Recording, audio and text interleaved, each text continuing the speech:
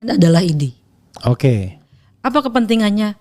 Jika ada dokter yang melanggar aturan yang berpotensi merugikan masyarakat, kita akan ambil sikap. Tapi sekarang siapa yang bertindak?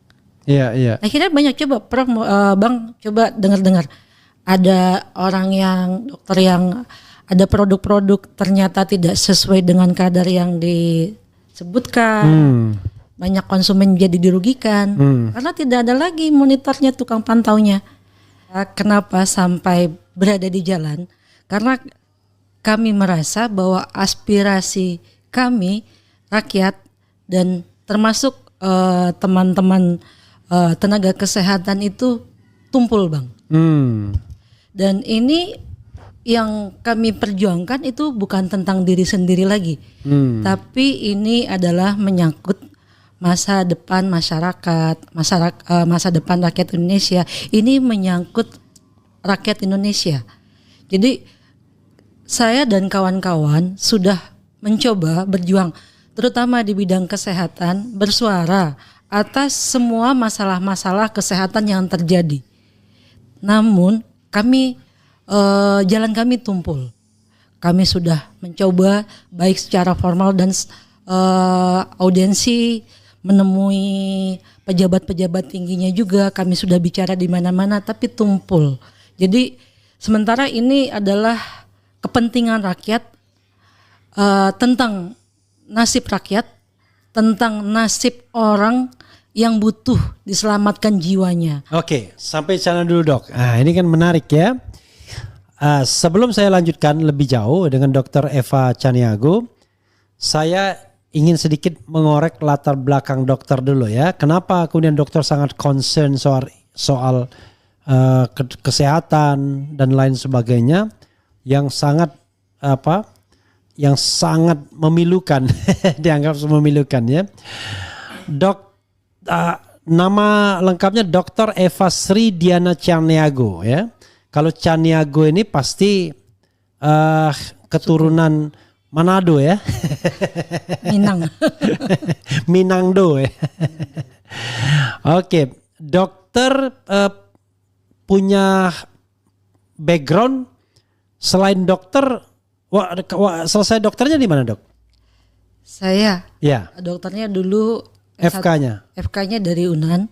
Dari Universitas Andalas. Ya. Oke. Fakultas Kedokteran Universitas Andalas. Ya. Kemudian saya lanjut di FKUI. FKUI untuk spesialis di bidang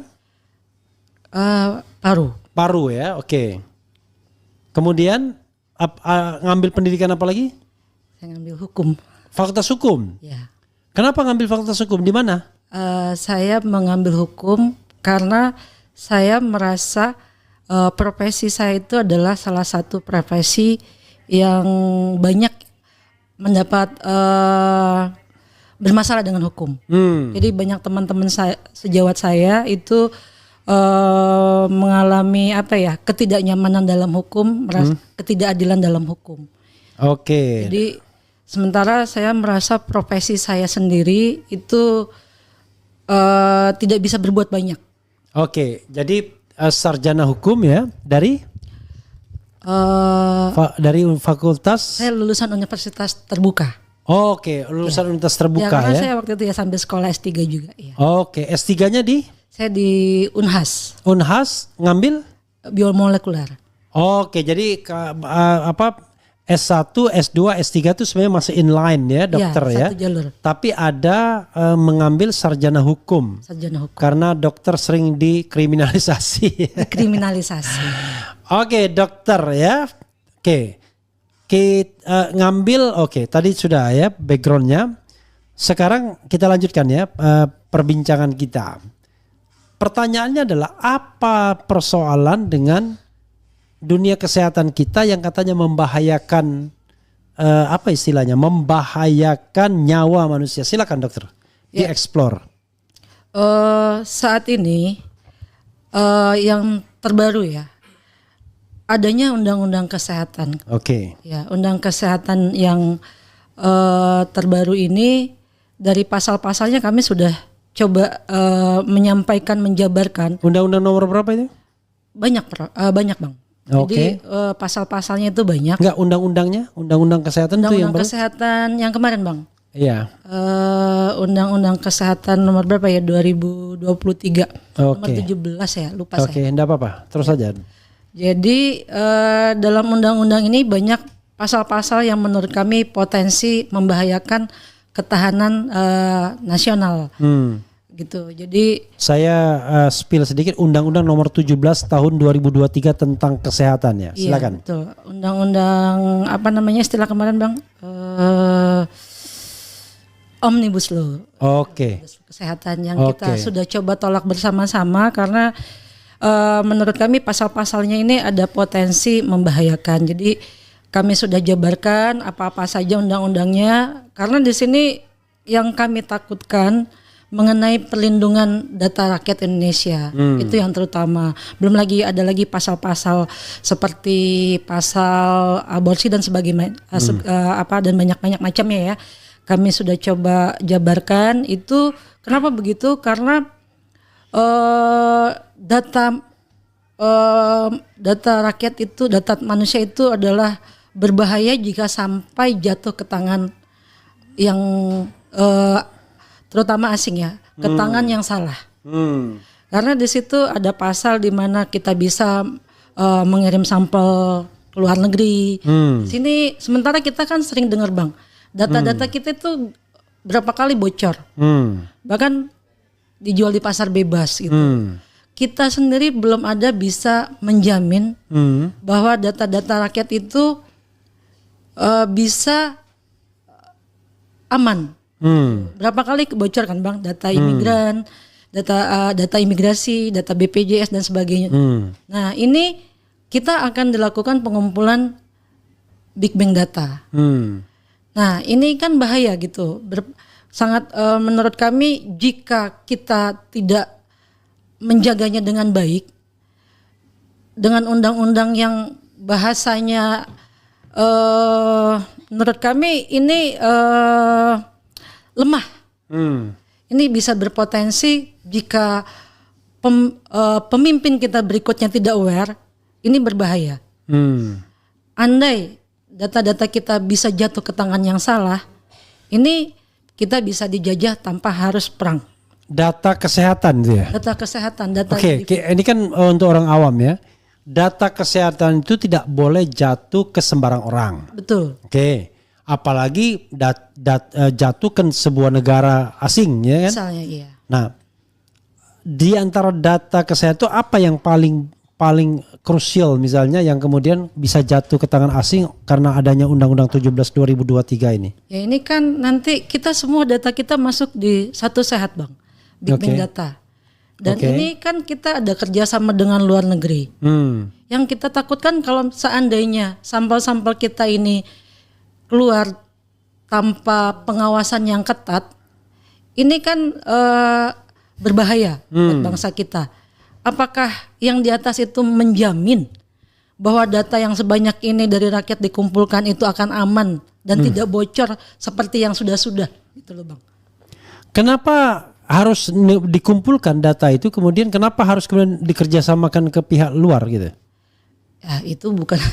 Enggak, maksudnya kenapa undang-undang itu kemudian menyuruh kita mengumpulkan data kesehatan?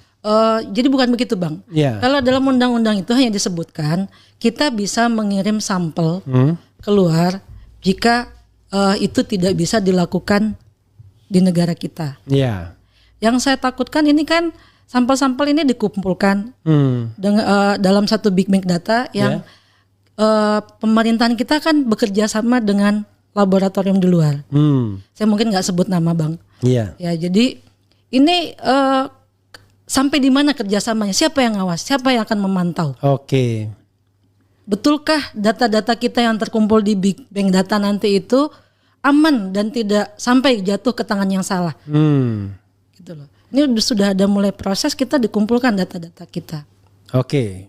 Satu soal data kesehatan. Data kesehatan. Apalagi yang membuat kemudian tiba-tiba dokter punya concern yang luar biasa?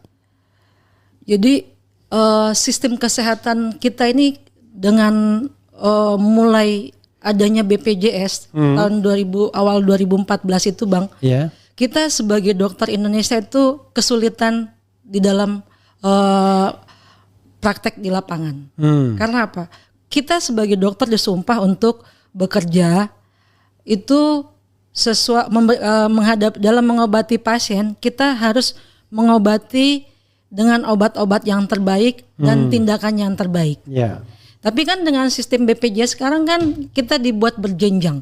Jadi ada rumah sakit vaskes tingkat 1 yang semua pasien harus dilayani dari sana dulu, baru kemudian dirujuk ke tipe D atau rumah sakit tipe C. Kalau memang tipe D tidak ada, baru ke tipe B dan baru ke tipe A. Untuk penyakit yang sama itu dengan harga yang berbeda-beda. Padahal mungkin dokter di tipe B dan atau C dengan A itu kompetensinya sama. Misalnya saya sebagai dokter spesialis paru, saya memiliki kompetensi yang sama dengan dokter spesialis paru di tipe A. Tapi karena BPJS ini dibayar per tipe rumah sakit, ada jenjang bertingkat-tingkat pembayarannya. Misalnya di tipe B, saya hanya dihargai untuk penyakit X seharga misalnya 200.000, sementara di rumah sakit tipe A dihargai misalnya 600.000, sementara biayanya untuk pasien ini 600.000. Akhirnya yang terjadi apa? Saya akan merujuk. Padahal saya bisa mengerjakannya. Oke. Itu kan mempersulit pasien, Bang. Iya. Jadi harusnya pasien itu misalnya dia kalau dulu. Jadi bukan soal tidak ada expertise atau tidak ada dokternya, tapi karena biaya BPJS-nya nggak bisa mengcover. Iya, tidak mengcover, Bang. Kadang kita bisa melakukannya, tapi biayanya yang nggak di-cover gitu. Kan mereka kalau BPJS sistemnya gini, satu penyakit itu dia nggak mau tahu berapa, misalnya dirawat pun gini, untuk penyakit misalnya ada satu pasien yang sakit, dia tidak tahu, dia cuma bayar paket. Dia nggak mau tahu mau dokter yang ngerawatnya ada 10, ada 3, mau berapa hari dirawat, nggak. Jadi dibayar tuh paket sesuai penyakitnya. Jadi tidak tergantung berapa lama, siapa yang merawat, itu tidak tergantung itu. Jadi dia nggak mau tahu mau dirawat sebulan, 2 bulan, 3 hari, yang penting paketnya bayarnya segini sesuai dengan penyakitnya. Nah ini kan sementara kita disalah-salahin gitu loh. Dokter Indonesia ini wah gini sampai orang keluar negeri berobat. Yang keluar negeri itu siapa, Bang? Apa mungkin mereka pernah ngalamin ke dokter? Nggak mungkin kan mereka keluar negeri kalau mereka merasa dirugikan oleh dokter kita yang melayani BPJS. Katanya dokter kita materialis. Lah kita aja ngobatin pasti apa? Ya itu. Jadi yang diurusin tuh kayaknya hal-hal menurut saya pemimpin sekarang ini harusnya yang diutamakan adalah masalah-masalah utama kesehatan rakyat. Tapi yang ada sekarang dokter dijelek-jelekan dengan masalah-masalah sebenarnya bukan masalah yang kepentingan rakyat. Selalu digali-gali masalah-masalah tuh yang nggak ada hubungannya dengan kepentingan rakyat. Yang segala bully lah. Yang intinya apa? Saat ini tuh posisi dokter tuh selalu dalam keadaan jelek dan dijelekan terus. Maksudnya apa? Kalau ingin mendatangkan dokter asing silahkan, tapi jangan diinjak bangsa sendiri. Kami ini udah berjuang dengan alat seadanya, apa adanya, kami tetap berusaha memberikan pelayanan yang terbaik bagi bangsa kami, bagi saudara-saudara kami, karena itu adalah saudara-saudara kami gitu. Nah, dengan bayangkan kita selalu berusaha bagaimana pasien bisa sembuh dengan dana yang disediakan, itu kita upayakan gitu. Jadi Bang, kalau sekarang ini, kalau tidak cinta profesi, tidak cinta sama bangsa sendiri, mungkin nggak banyak yang bertahan jadi dokter, Bang. Oke, menarik ya. Padahal orang menganggap profesi dokter itu adalah profesi yang elit. Sekali suntik bayar berapa dan lain sebagainya. Kan ada juga yang dokter tapi bisa kaya raya itu. Ada kliniknya ya. Ada klinik kecantikannya, ada jadi selebriti juga. Itu kalau itu dokter yang beda, Bang. Beda. Iya. Justru kami ini dokter-dokter yang memang mengabdi untuk masyarakat ya. Kalau beliau kan berarti itu udah kelas-kelas high ya, Bang. Pasti juga levelnya tidak akan menangani pasien-pasien yang nggak bayar. Iya, kalau kita kan sebenarnya bukan nggak bayar ya, Bang. Ya, cuma Kalau sudah kecantikan itu kan sudah Oh iya, kelasnya beda beda. lagi. Iya, itu kelasnya beda. Orang sehat itu lebih mahal tuh bayarannya ke dokter dibandingkan orang sakit. Oh, iya Bang. Iya. Jadi kami merasa, apalagi di saat ini, saya merasa profesi saya tuh betul-betul dipijak-pijak Bang. Padahal masalah masyarakat kita ini sedang banyak-banyaknya. Akibat pandemi kemarin berapa banyak orang cacat paru. Ya kan, berapa banyak bukan hanya cacat paru, mereka juga putus kerja, ya kan Bang, dengan kondisi mereka nggak punya uang. Sekarang berobat Bang, itu pasien makin banyak angka TBC. Kita dulu udah hampir turun rankingnya juara TBC, sekarang naik lagi Bang. Kenapa? Karena pandemi kemarin banyak pasien yang berhenti berobat, banyak pasien yang takut di COVID kan. Ini juga karena itu profesi kami itu selalu aja dijadikan kambing hitam, padahal kami ini kerja hanya patuh-patuh dokter Indonesia itu Bang. Pokoknya ayo disuruh apa aja yuk, karena banyak kan dokter itu lebih, sudahlah kita memang mencintai profesi ini, kita mencintai pasien, lakukan aja apa yang kita bisa gitu. Jadi teman-teman saya itu bukan mereka nggak berani, mereka bersabar Bang.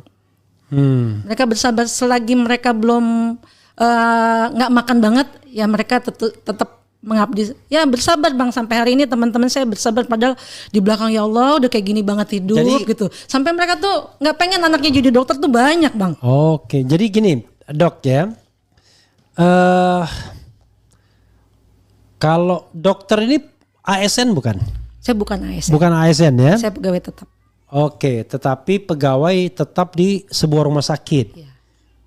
Dan praktek mandiri juga? Tidak. Oh tidak? Ya udah capek. Udah capek. Jadi di rumah sakit tapi tidak praktek mandiri ya? Oke. Itu jam kantor ya? Atau jamnya gimana? Jam kantor Bang. Absen sama. Sama. Oke. Kewajiban sama, hanya tunjangannya yang beda. Oke. Demo, tidak dapat kalau demo dan lain sebagainya? Saya cuti. Oh cuti. Saya cuti Bang. Saya pakai cuti. Izin cuti. Ya. Luar biasa ya. Jadi dokter ya, kalau kita mau jujur ya, berarti ada dokter yang hidup makmur ya kan, karena barangkali pinter menjual bahan-bahan mahal ya kan, mungkin orang obat-obat kecantikan sana sini dan lain sebagainya. Tapi ada dokter yang lebih pada soal kemanusiaan, yang atau saya nggak tahu kalau misalnya dokter mengkategorikan dokter itu seperti apa sih? Jadi gini. Karena gini, bagi orang tertentu ya, wah rumah sakit mahal sekali, di tempat situ dokternya keren-keren sekali kan, ada dokter yang sekali konsultasi sekian dan lain sebagainya kan. Saya tidak tahu bagaimana cara kita melihat, mengklasifikasi dokter ini. Ya, jadi dokter itu ada yang kebanyakan ASN ya Bang, itu di rumah sakit pemerintah. Jadi itu kebanyakan kami melayani pasien-pasien BPJS, bahkan rumah sakit swasta juga banyakan pasien kami itu pasien-pasien BPJS. Jadi mungkin mereka yang high itu Bang di rumah sakit yang internasional, yang memang udah kelas-kelas elit ya Bang ya, itu memang ada juga mereka sebenarnya ASN, tapi mereka di sana di luar jam wajib di rumah sakit. Dan sebetulnya dokter itu tidak boleh iklan, dagang obat, dagang obat-obat kecantikan, itu sebetulnya tidak sesuai dengan sumpah dokter, itu tidak sesuai, seharusnya menurut undang-undang itu tidak sesuai dengan etika. Oke. Soalnya ada dokter yang pinter kan, bikin podcast jadi public figure, tapi backdropnya klinik. Nah, itu seharusnya tidak boleh Bang. Oke. Jadi tidak boleh dokter mengiklankan, jangankan live misalnya di TikTok atau di apa gitu ya Bang. Papan reklamenya aja ditentukan Bang, ada aturannya. Ada aturannya Bang. Jadi saat ini iklan-iklan dokter itu jadi banyak. Saya jadi heran ya. Yeah. Jadi dulu yang berfungsi untuk mengawasinya adalah ID. Oke. Apa kepentingannya? Jika ada dokter yang melanggar aturan yang berpotensi merugikan masyarakat, kita akan ambil sikap. Tapi sekarang siapa yang bertindak? Iya. Akhirnya banyak coba Prof, Bang coba dengar-dengar. Ada orang yang dokter yang ada produk-produk ternyata tidak sesuai dengan kadar yang disebutkan. Banyak konsumen jadi dirugikan karena tidak ada lagi monitornya, tukang pantaunya. Itu apa kaitannya dengan ID? Kan ID masih ada, Dok. Tapi ID kan udah nggak ada wewenang. Kalau dulu Oke, pengawasan tuh nggak ada. udah nggak ada. Pengawasan di mana? Di Kementerian Kesehatan. Mungkin karena dulu yang jadi pemantau itu misalnya ada, kan kita bikin aturan dokter tidak boleh beriklan. Papan reklama aja kita tentukan ukurannya, tidak boleh begini, tidak begitu. Apa? Karena kita tidak boleh, dokter itu tidak berjualan gitu. Sekarang kan bebas semua. Oke. Akibatnya ada konsumen-konsumen. Coba bayangkan ada produk-produk yang dipakai oleh konsumen itu siapa yang ngawasin? Ternyata kadarnya tidak sesuai. Tuh mungkin abang dengar ada.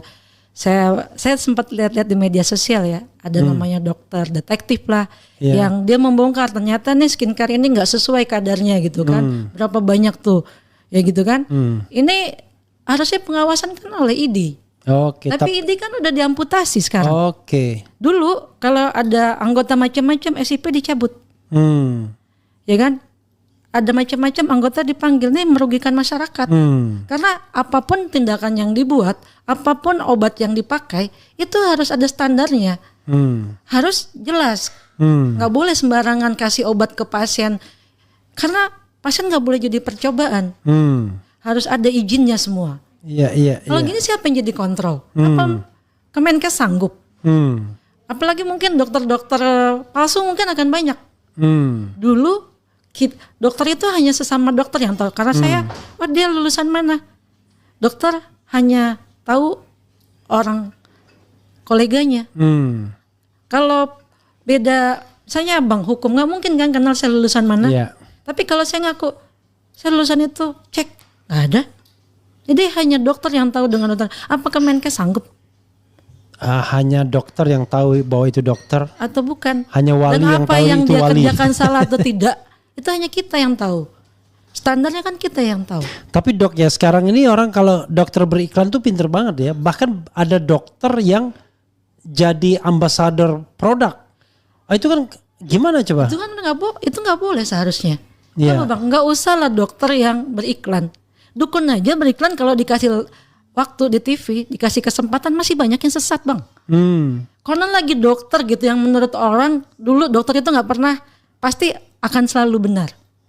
Ya kan? Pasti apa yang dia buat itu pasti sudah melalui memang batas aman gitu. Nggak mungkin dokter itu jual obat atau apa yang membahayakan pasien. Pasti mindset masyarakat gitu. Nah sekarang beriklan, gitu kan? Ini mohon maaf bang. Itulah maksud saya bukan masalah tadi, tapi di sisi dokter yang ini mengabdi diacak-acak.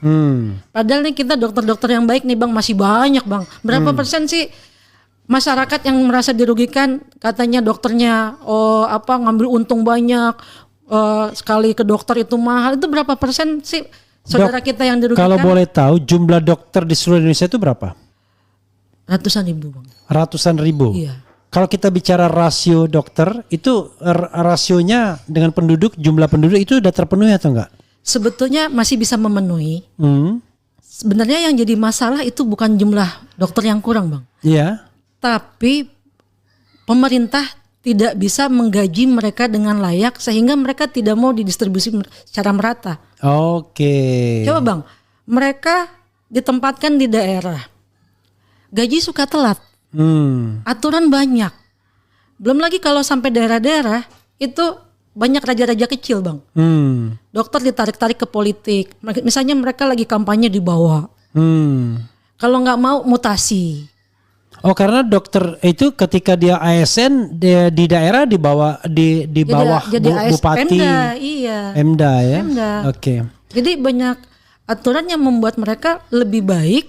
Saya di kota besar gaji kecil pun tapi bisa saya nyambi. merdeka. Iya bisa nyambi. Ya bisa nyambi kan? Sekarang bisa nyambi kan dokter nyari duit. Kan dokter bisa bikin klinik sendiri kan? Kalau sore-sore saya lihat tuh dokter kan setelah dia jadi ASN, sore dia itu. Ya kalau dulu rata-rata gitu bang.